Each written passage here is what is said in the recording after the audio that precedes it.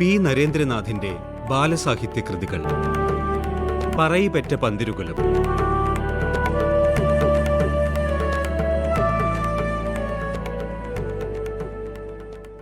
അങ്ങനെ പൂജാരിയുടെ ഇല്ലത്തെത്തി. സുഖമായി ഊണ് കഴിച്ച് ഉമ്മറത്ത് വന്നിരുന്നു. കത്തുന്ന നിലവിളക്കിൻ്റെ ചലിക്കുന്ന നാളത്തിലേക്ക് നോക്കിക്കൊണ്ട് പൂജാരി പറഞ്ഞു, ഇനി നമുക്ക് കാര്യത്തിലേക്ക് കടക്കാം. കേട്ടോളൂ, പറയൂ. ശ്രീരാമചന്ദ്രൻ സീതാദേവിയോടും ലക്ഷ്മണകുമാരനോടും കൂടി വനവാസത്തിനിറങ്ങി. ഈ സമയത്ത് അയോധ്യ രാജധാനിയിൽ നടക്കുന്നതെന്താണ്? ശ്രീരാമൻ്റെ മാതാവായ കൗസല്യ വാവിട്ട് നിലവിളിക്കുകയാണ്. ആ രംഗം ഞാൻ ഓർക്കുന്നു, മനസ്സിൽ കാണുന്നു. ഞാൻ വിസ്തരിച്ച് പറഞ്ഞു തരാം. എൻ്റെ വികാരം കൂടി താങ്കൾ കണക്കിലെടുക്കണം ട്ടോ വരരുചി. എന്നാലേ താങ്കൾക്കൊരു തീരുമാനത്തിലെത്താൻ പറ്റൂ. പറയൂ. കൗസല്യ ദശരഥ രാജാവിനെ നഖശിഖാന്തം വിമർശിച്ചു. സിംഹപരാക്രമിയാണ് രാമൻ, ധർമ്മത്തിൽ നിന്നും അണുപോലും വ്യതിചലിക്കാത്തവൻ. അങ്ങനെയുള്ള രാമനോട് സ്വന്തം പിതാവ് നീതി പുലർത്തിയില്ല. 10 മാസം ചുമന്ന് അവനെ പ്രസവിച്ചത് താനാണ്. എന്തുകൊണ്ട് തൻ്റെ ദുഃഖം മനസ്സിലാക്കുന്നില്ല? ലക്ഷ്മണകുമാരനെ നൊന്തുപെറ്റ സുമിത്രയുടെ ദുഃഖം മനസ്സിലാക്കുന്നില്ല. രാജകീയ സുഖങ്ങളെല്ലാം ത്യജിച്ച് കല്ലും മുള്ളും നിറഞ്ഞ കാനനത്തിൽ സഞ്ചരിക്കാൻ വിധിക്കപ്പെട്ട സീതയുടെ ദുഃഖം ശ്രീരാമൻ്റെ പിതാവ് മനസ്സിലാക്കുന്നില്ല.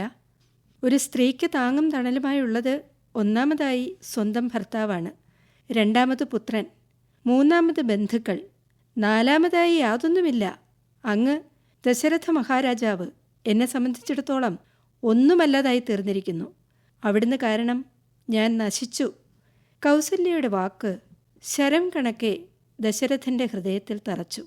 വരരുചി, രാമായണത്തിലെ ഈ ഭാഗമാണ് ഏറ്റവും പ്രസക്തമായ ഭാഗം.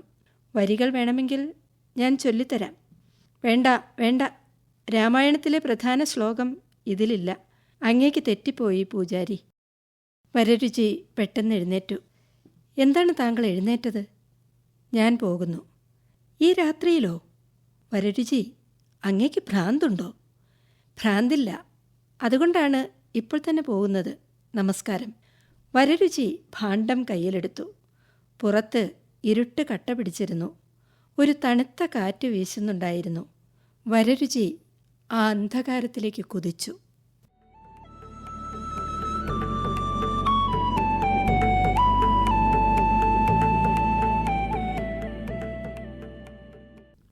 വരരുചി ആൽത്തറയിൽ വന്നിരുന്നു.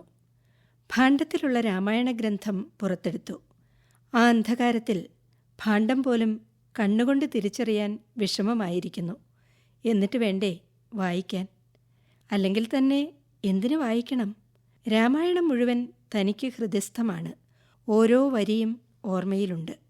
മറ്റുള്ളവരെ ആശ്രയിക്കുന്നതിന് പകരം സ്വയം ചിന്തിച്ച് ഒരു മറുപടി, ശരിയായ ഒരു മറുപടി കണ്ടുപിടിക്കണം. ചന്ദ്രൻ ഉദിച്ചുയരാൻ തുടങ്ങിയിരിക്കുന്നു. ആൽത്തറയും കൂറ്റനാലും പരിസരവും നിലാവിൽ തെളിഞ്ഞു കാണുമാറായി.